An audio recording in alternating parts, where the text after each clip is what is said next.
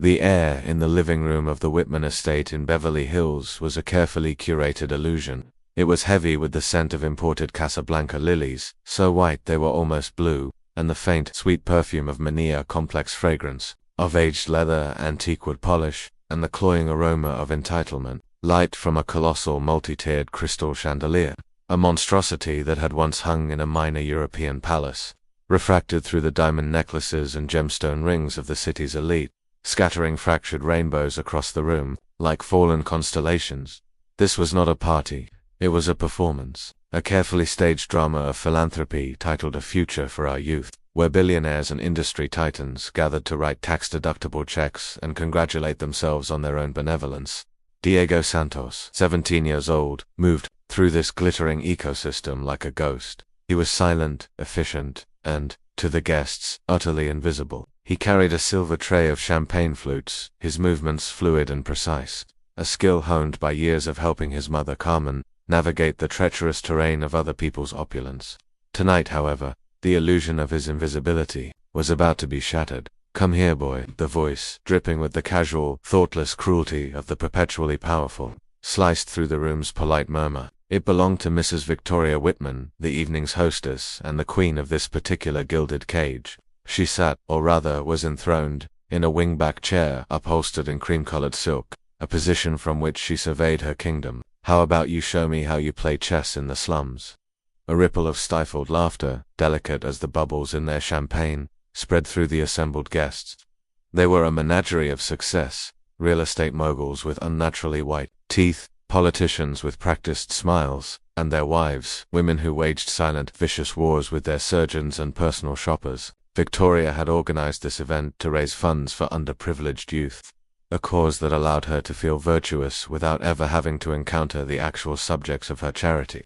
The irony of having one of them now serving connaps in her living room was, to her, exquisitely delicious. Diego froze, the weight of the silver tray suddenly immense.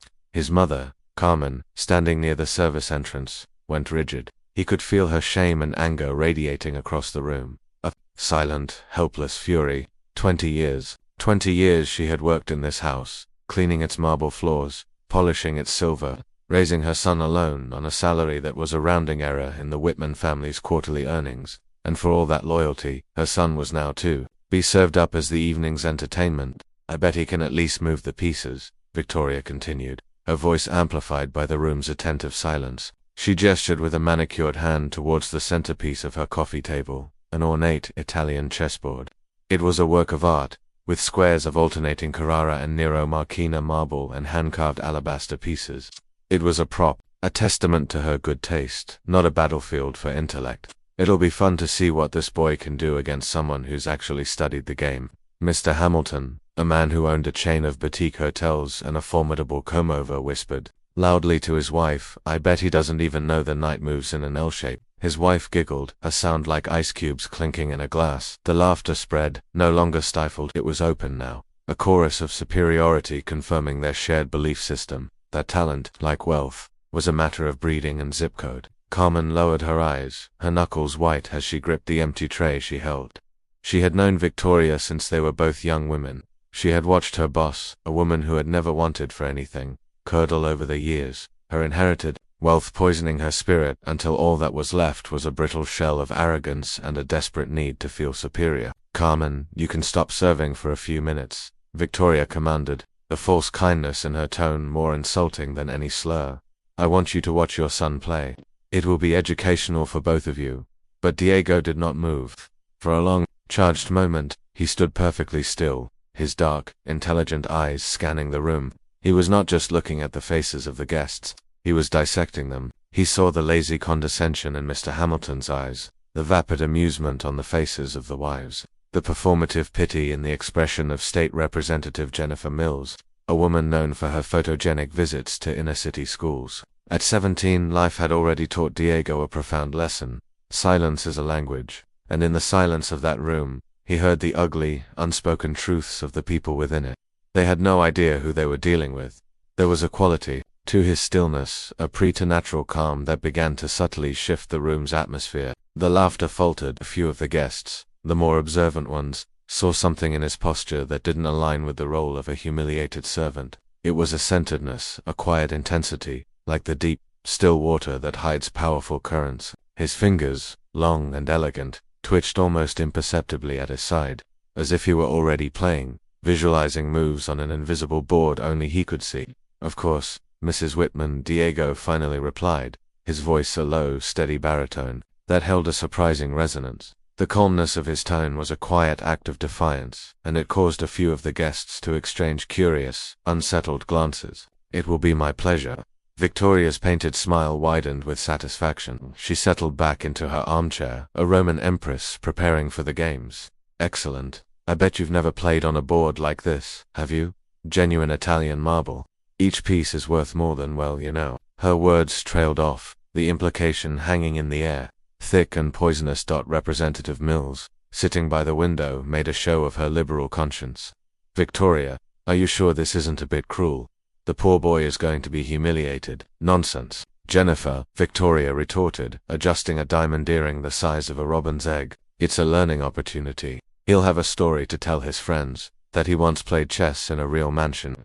What Victoria Wittman could not possibly know, what her entire life of insulated privilege prevented her from even conceiving, was the universe contained within the boy standing before her. She didn't know about the past 8 years of his life, a secret apprenticeship spent in the hallowed silence of the public library. While his peers were consumed with video games and social media, Diego was devouring the ghosts of chess.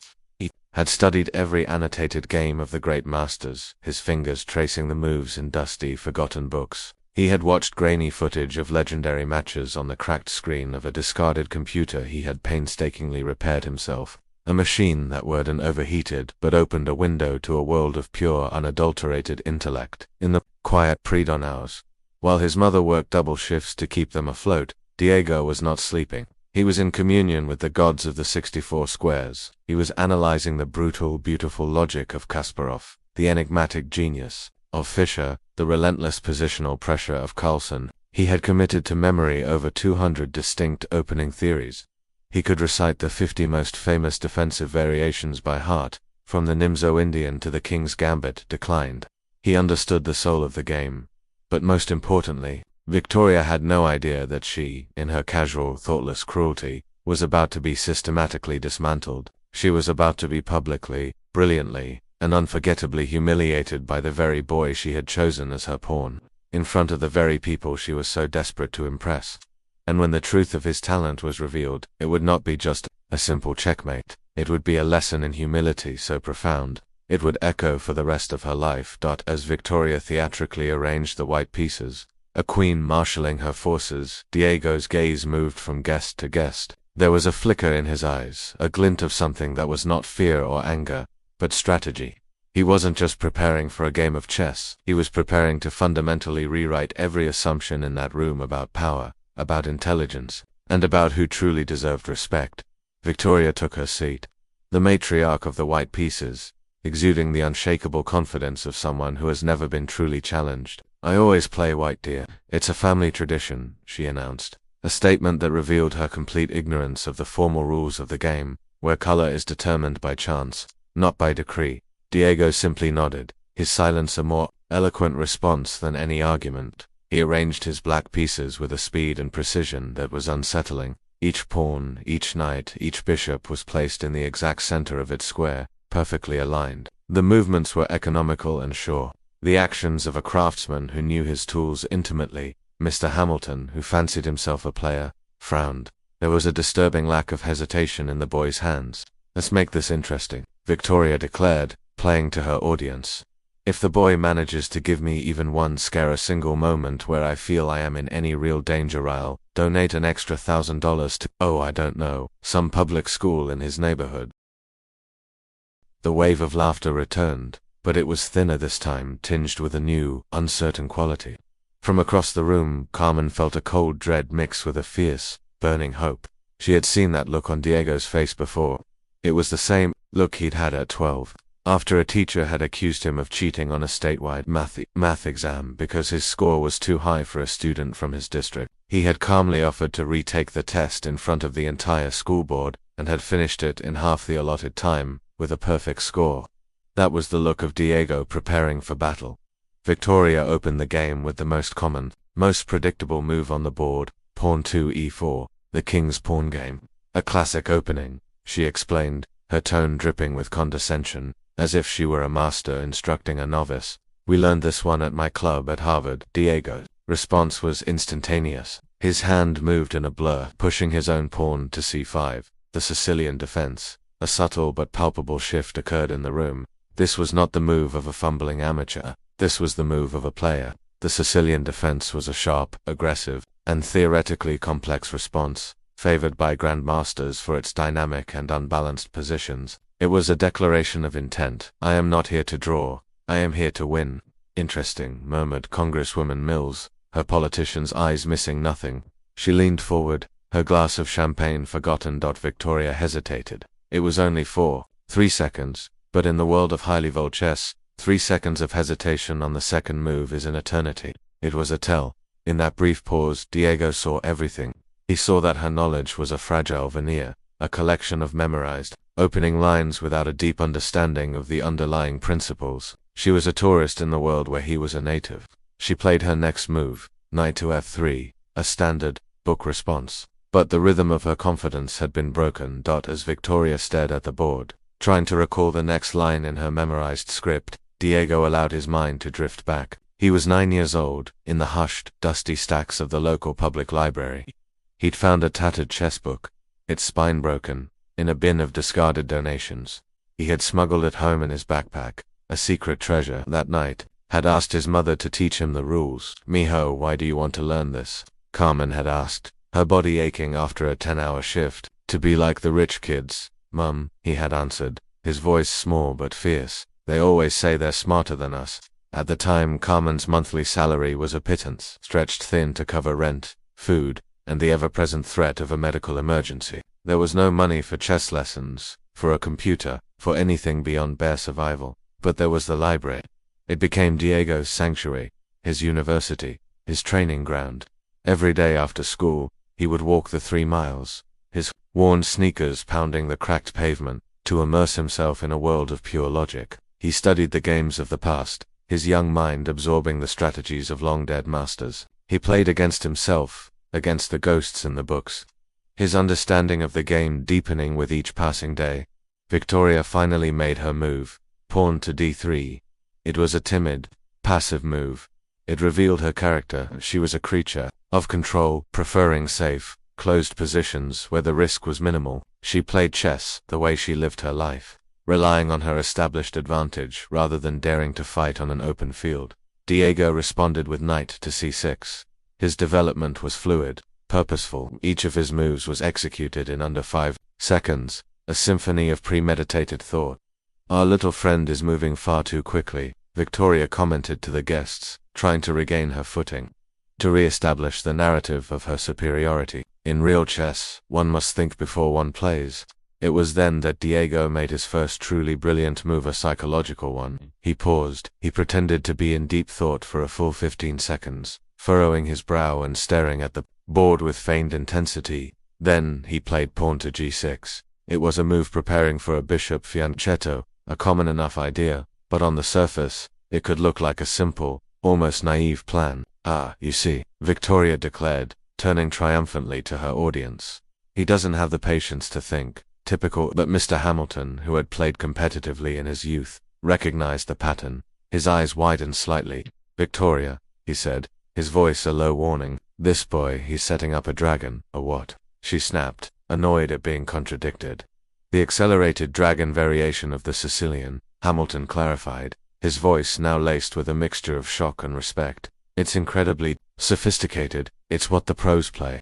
A new tension, sharp and unpleasant, entered Victoria's shoulders. Nonsense, she hissed, though her voice lacked its earlier conviction. He must have seen it in a movie, but as the game unfolded, move by methodical move, it became terrifyingly clear that this was no movie.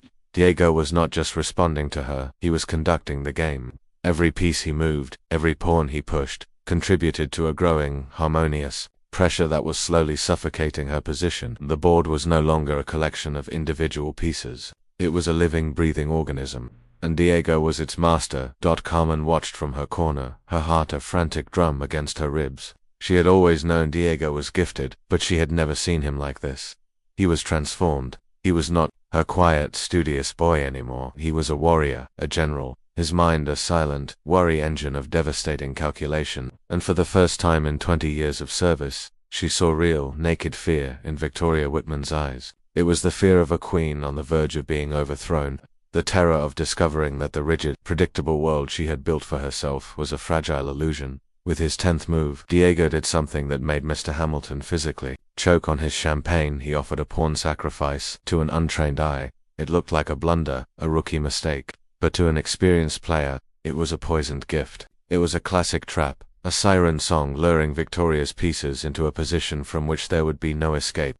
"Victoria, for God's sake, don't take the pawn," Hamilton whispered, his voice urgent, pleading. But Victoria, blinded by her arrogance, and her desperate need to prove her superiority, saw only a chance to gain a material advantage. "Relax, dear," she said with a dismissive wave of her hand. "He's memorized a few tricks from the internet. That's all. I'll have this cleaned up in 5 minutes." She reached out and captured the pawn. The trap was sprung. It was, at that moment, that Diego did something that no one in the room would ever forget. He calmly stood up from his chair.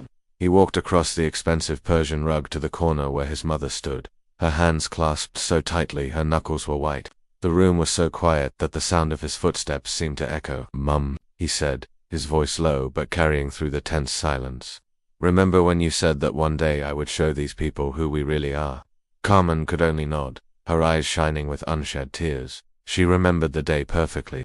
It was Diego's 15th birthday. She hadn't even had enough money to buy him a cake. He had found her crying silently in the kitchen of their tiny, cramped apartment, and he had put his arms around her and made her a promise. One day, he had said, he would change everything.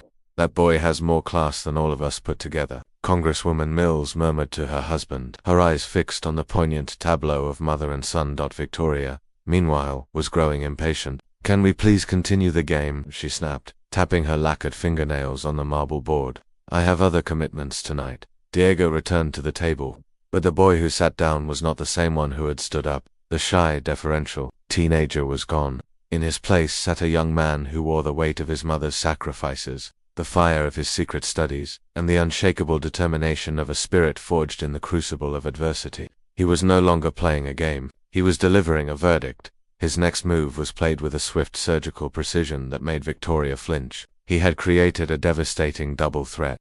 If she moved to protect her king, she would lose her queen. If she moved to save her queen, she would be checkmated in 3 moves. There was no escape. That's not possible," she stammered, her eyes darting frantically around the board, searching for a phantom solution that did not exist. For the first time since the game began, the mask of her composure had cracked completely. It was then that Mr. Hamilton realized the full, staggering truth of the situation. "Victoria," he said, his voice filled with a stunned, horrified awe, "you're not just being outplayed, you're being dismantled by a teenager who has probably never set foot in a formal chess club in his entire life." While Victoria was trapped in her death spiral, Diego took a moment. He looked at each face in the room. He saw their shock, their fascination, their dawning respect. He saw the end of their amusement and the beginning of their education. He was no longer the entertainment. He was the masterclass. Victoria, in a final, desperate gambit, made a move. It was a futile gesture, a king thrashing in the net. Diego had anticipated it 6 moves ago. "Check," he said. The word was not spoken loudly, but it landed with the force of a gavel. He moved his queen to a square that sealed Victoria's fate, a position that radiated power and controlled the entire board. The silence in the room was absolute. Victoria stared at the piece, then at Diego's calm, unreadable face, then back at the board. Her hands were shaking now, not with anger, but with the cold, terrifying realization that she had been utterly, comprehensively, and brilliantly destroyed by someone she considered her inferior. "You must have memorized that sequence," she said, her voice thin and reedy. "No one learns to play like that on their own." A small, enigmatic smile finally touched Diego's lips. "You're right, ma'am. I didn't learn it on my own," he said. "I learned it from Garry Kasparov." "Kasparov taught you?" Hamilton asked, his voice full of disbelief. "Not personally," Diego replied, his hand hovering over the piece that would deliver the final blow. But I studied all of his published games, 1,837 to be exact. He used this particular tactical sequence against Karpov in their 1984 World Championship match. Game 23, the depth of his knowledge, the sheer scale of his secret dedication, was a final, crushing blow. Victoria looked around the room, her eyes pleading for support, for someone to validate her worldview, but she found none. What she saw, for the first time in her pampered, privileged life, was a room full of people looking at her with silent, unambiguous disapproval. Carmen, her son's silent partner in this long journey, finally stepped forward. Her voice was firm, clear, and resonant with 20 years of suppressed dignity. "Mrs. Wittman," she said, "my son is not from the slums. We are from a working-class community. And he is not being arrogant. He is being honest about his ability, something you clearly cannot be about yours." The room held its breath. The maid had just spoken truth to the queen. Diego looked at his mother. His eyes filled with a love and pride so profound it seemed to light him from within. Then he turned back to the board. "Checkmate," he said softly. He placed his queen on the final fatal square. The game was over, but a much larger one was just beginning. Victoria Wittman stared at the fallen king on the board, the symbol of her own stunning public defeat, and had the terrifying premonition that her life as she knew it was about to be irrevocably, devastatingly, checkmated as well. For 15 seconds that stretched into an eternity, Victoria Wittman did not move. She simply stared at the alabaster king, lying on its side on the black marble square, a fallen monarch in a kingdom of her own making. The silence in the room was no longer just tense. It was heavy, suffocating, thick with the ghosts of her own arrogant words. The ticking of the ornate, $15,000 regulator clock on the mantelpiece, a sound she usually found soothing, now felt like a hammer counting down the seconds of her social demise. That was luck, she finally muttered, the words clawing their way out of her constricted throat. Her trembling fingers reached out, touching the defeated king as if the warmth of her own skin could magically resurrect it. He must have memorized that specific sequence. "It's a parlor trick." Mr. Hamilton, his face a mask of weary disgust, rose from his chair and walked to the board. He looked down at the final position, a beautiful, brutal tableau of tactical dominance. "Victoria, that was not luck," he said, his voice carrying the weight of final judgment. "That boy just executed a variation of the Sicilian that a man who has played this game for 40 years, have only read about in books. Didn't just beat you, he gave you a lesson." Congresswoman Jennifer Mills, ever the savvy political operator, had her phone out again, but she wasn't recording anymore. She was typing, her thumbs a blur across the screen. She recognized this moment for what it was, not just a society scandal, but a powerful, resonant narrative. A story of merit versus privilege, of dignity versus prejudice. It was a story that could build a career or end one. "I don't accept it," Victoria declared, her voice rising to a shrill, undignified pitch. She stood up so abruptly that her chair scraped against the hardwood floor, knocking a few of the captured pieces to the ground with a clatter. "Something is wrong here. No one learns to play like that on their own. Someone trained him. This was a setup, designed specifically to humiliate me." Diego remained seated, a small island of tranquility in the hurricane of her meltdown. He watched her, his expression not of triumph, but of a quiet, profound pity. "Would you like a rematch, Mrs. Wittman?" he asked, his voice still calm, still steady. "I can play anyone here, all of you at once, if you prefer." A nervous, shocked murmur went through the remaining guests. It was a classic chess master's challenge, a simultaneous exhibition. It was an offer that sounded like impossible bravado, but after what they had just witnessed, no one in that room dared to doubt him for a second. "You're being arrogant now," Victoria shrieked, her face a blotchy, unattractive red. A boy from the slums does not speak to his superiors that way. It was that final, ugly word superiors that broke the dam. Carmen, who had been standing silently by the door, took a step forward. For the first time in 20 years of service, she looked her employer directly in the eye, without a trace of deference, without a hint of fear. "Mrs. Wittman," Carmen said, and her voice, though quiet, commanded the absolute attention of everyone in the room. It was the voice of a mother, a warrior, a woman who had finally reclaimed her own worth. "My son is not from the slums. We are from a working-class community, and he is not being arrogant. He is being honest about his abilities. Something," she paused, letting the words land with devastating weight, "you clearly cannot be about yours." The tension in the room became unbearable. A few of the guests began to discreetly gather their things, their faces tight with embarrassment. They had come for a night of self-congratulatory charity. They had not signed up to be witnesses to a public execution. Victoria, utterly undone, turned the full force of her fury on the one person she still believed she could control. "How dare you speak to me that way?" she spat at Carmen. "Have you forgotten your place in this house?" "No," Carmen replied, her voice soft but unyielding. "I have just remembered my worth." Mr. Hamilton, clearly appalled, stepped between them. "Victoria, for God's sake, that's enough. The young man is a prodigy. We should be celebrating him, not berating his mother. Don't you understand?" Victoria pleaded, her eyes darting from face to face, searching for a single ally in a room that had become hostile territory. "This was a performance. Someone trained him to make me look like an idiot in my own home." Diego finally rose from his chair. When he spoke, his voice carried a weight, a maturity that silenced every other adult in the room. "Mrs. Wittman, you want to know the truth," he began, his gaze sweeping over the remaining guests. "I wasn't trained to humiliate you. I spent the last 8 years of my life studying the game of chess because I dreamed of one day playing against people who respected it. People who understood that talent has no color, no social class, and no last name." He paused, letting his words sink in. "When you invited me to play, to show you how we play in the slums, a small part of me hoped I would finally get a chance to prove that I deserved a measure of that respect. But I realize now that you are never interested in a fair game. You wanted a show. You wanted an animal to perform in your circus." Congresswoman Mills had stopped typing. She was watching Diego with an expression of pure, unadulterated fascination. "How old are you, son?" she asked, her voice gentle. 17, ma'am. "And you've been playing seriously for how long?" 8 years, Diego replied.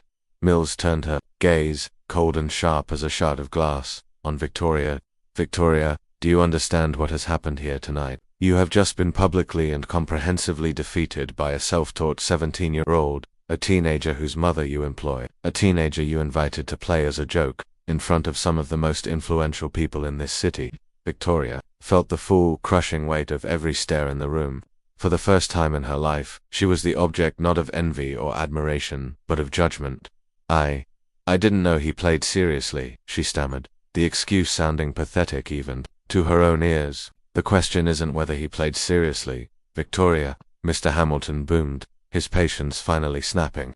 "The question is why you invited him to play in the first place. It was because you assumed he couldn't. Because he's your maid's son, because he's black, because he doesn't have money. You didn't see a person, you saw a stereotype, and it blew up in your face." The silence that followed was devastating, an indictment that needed no further words. Diego calmly walked back to the board, with the same precise, methodical movements he had used at the beginning of the game. He began to reset the pieces, restoring order to the battlefield. "Thank you for the game, Mrs. Wittman," he said, his voice devoid of any triumph or sarcasm. "It was, as you predicted, very educational." When he was finished, he turned to his mother. "Mum, can we go home now? I have school tomorrow."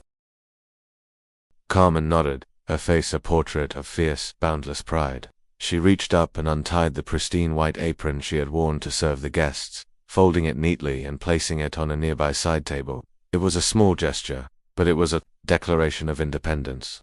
Before she left, she turned to Victoria one last time. "Mrs. Wittman," she said, her voice clear and strong, "thank you for the past 20 years. But more than that, thank you for tonight. You have shown me, with absolute certainty, that my son is destined for much better places than this." As mother and son walked towards the grand arched doorway, their backs straight, their heads held high, Congresswoman Mills called out, "Diego." He stopped and turned. "Are you interested in scholarships?" she asked. "I know some people at Stanford, at Caltech, universities that would love to have someone with your mind on their campus." A slow, genuine smile finally broke across Diego's face, transforming him from a stoic warrior back into a 17-year-old boy. "Very interested, ma'am," he said. Mills pulled a business card from her clutch. "Call my office on Monday morning," she said, handing it to him. "We have a lot to talk about." Victoria stood motionless, a statue carved from rage and humiliation, as she watched the exchange. She had lost complete control of the narrative, of her party, of her own social standing, all in the space of less than an hour. She had gone from being the respected hostess, the benevolent queen, to the villain of a story that was, she knew with a sickening certainty, about to go far beyond the walls of her mansion. One by one, the remaining guests made their excuses. The farewells were cold, their glances disapproving. The room, once filled with the warmth of laughter and conversation, quickly emptied, leaving behind only the scent of wilted lilies and the chill of social death. Victoria was left alone, in the cavernous silence of her living room, staring at the chessboard where her arrogance had been so elegantly, so brutally, put in its place. But what she didn't know, what she couldn't yet comprehend, was that the game she had lost tonight was just the opening move. A much larger, more complex game was about to begin. A game played not on a board of marble and alabaster, but in the real world. A game where a boy she had dismissed as nothing would rewrite not only his own destiny, but would call into question the very system of privilege that people like her had always taken for granted. As Diego and Carmen walked home, not back to the slums of Victoria's imagination, but to their small, clean, love-filled apartment, the cool night air of Beverly Hills felt different. It felt like the air of a new world, a world of possibility. In his pocket, Diego clutched the small, stiff rectangle of cardstock that was the key to his future, and in his mind, he was already calculating. He was no longer just thinking about chess moves, he was thinking about the moves he would make in the great, complicated, beautiful game of life. The game of proving that true nobility is not inherited, but earned, not bought with money, but forged in the fire of character. The story of the Maid's son and the Millionaire went viral with the speed of a digital wildfire. Congresswoman Mills, true to her political instincts, didn't just share the story, she crafted it. She posted a long, eloquent thread on her social media, not mentioning Victoria by name but painting a vivid picture of a powerful Beverly Hills hostess whose prejudice was unraveled by the quiet genius of a young, self-taught chess prodigy. The narrative was irresistible, a modern-day David and Goliath tale. Within 48 hours, the story had been picked up by national news outlets. The video that one of the guests had discreetly taken, the one showing Victoria's melt, it had 3 million views in 2 weeks. The internet, with its swift and merciless judgment, did the rest. Victoria Wittman, who had spent her entire life curating an image of effortless grace and high-minded philanthropy, became a meme. She was Checkmate Karen, the poster child for entitled, racist arrogance. The comments were a relentless torrent of scorn and ridicule. Imagine being so rich and so miserable that you have to bully a kid to feel powerful. That young man has more class in his little finger than she has in her entire mansion. His mother is the real queen in this story. The fallout in her own world was just as brutal. Her carefully constructed social fortress crumbled. The exclusive golf club where she held court every Tuesday quietly suspended her membership, citing conduct unbecoming. The charities she had so publicly supported began to return her donations, issuing press releases about their commitment to diversity and inclusion. Her friends, the same people who had laughed along with her cruel joke, now crossed the street to avoid her. Mrs. Hamilton, when cornered at a luncheon, was heard to say, "Victoria has always been a bit theatrical, but I never imagined she could be so truly, publicly vile. To humiliate a child like that, in front of everyone, is just unforgivable." The most painful part for Victoria was that Diego never sought revenge. He never spoke her name in interviews. He never reveled in her downfall. He simply played chess. He played with a quiet, joyful mastery, a love for the game that was pure and uncorrupted. Her humiliation was entirely self-inflicted, a wound she had torn in her own reputation with the jagged edges of her prejudice. For Carmen and Diego, the world transformed. Carmen with a glowing letter of recommendation from an unlikely Hamilton, who was deeply ashamed of his own complicity that night, was offered a position as a housekeeping supervisor at a 5-star hotel in Santa Monica. The job paid 3 times her previous salary, came with full medical and dental benefits, and, most importantly, treated her with a respect she had not realized she had been missing for 20 years. Diego, meanwhile, was inundated with a flood of opportunities that would have been unimaginable just weeks before. He received full scholarship offers from Stanford, MIT, Caltech, and Carnegie Mellon. He was interviewed on CNN, not as a victim, but as an inspiration. He handled the media storm with the same preternatural calm he had shown at the chessboard, always steering the conversation away from his oppressor and towards his love for the game, and his dreams for the future. He accepted the scholarship to Stanford, not to join their chess team, but to major in computer science and engineering. "Chess is a beautiful game," he explained in one interview. "It teaches you how to think, how to plan, how to see the whole board, but I don't want to just play the game. I want to build the board. And he did. In his freshman year, using the seed money from a tech incubator award, he founded the 64 Squares Project, a free online platform that connected young people in underserved communities with university-level mentors for chess and STEM tutoring. The platform used AI to personalize learning plans, adapting to each child's skill level. In less than a year, the project had over 5,000 active users, children from all over the country who were learning not just how to move the pieces, but how to think strategically about their own lives. Victoria Wittman watched all of this. From the lonely, silent grandeur of her mansion, she saw Diego on television, his face alight with passion as he talked about his project. She read articles hailing him as the future of tech and social enterprise. Each success of his was a fresh reminder of her failure. In a last, desperate attempt to reclaim the narrative, she tried to apologize. She called Carmen, offering her old job back with a raise. Carmen politely declined. She sent a check for $50,000 to Diego's foundation. He sent it back, with a quiet formal note thanking her for her interest, but stating that the project was fully funded. At this time, her money, the source of all her power, was worthless to them. About a year after the infamous party, Victoria attended a tech conference in Silicon Valley, a desperate attempt to re-enter the world of influence. As she stood in the crowded reception hall, she saw him.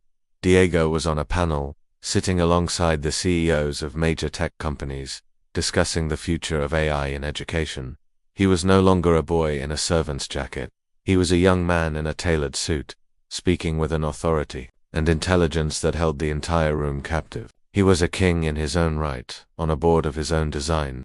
Their eyes met for a brief second across the crowded room. He gave her a small, polite, and completely impersonal nod, then turned back to the conversation. He had already forgotten her. She was an irrelevant, captured piece from a game he had won long ago. Victoria fled the conference, the truth finally crushingly clear.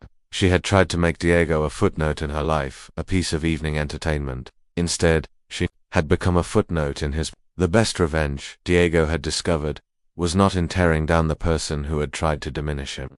It was in building something so extraordinary, so good, so full of purpose, that her small, cruel world simply ceased to matter. She had tried to define him by his origins, but he had redefined himself by his actions, and that was a game she had never even known how to play.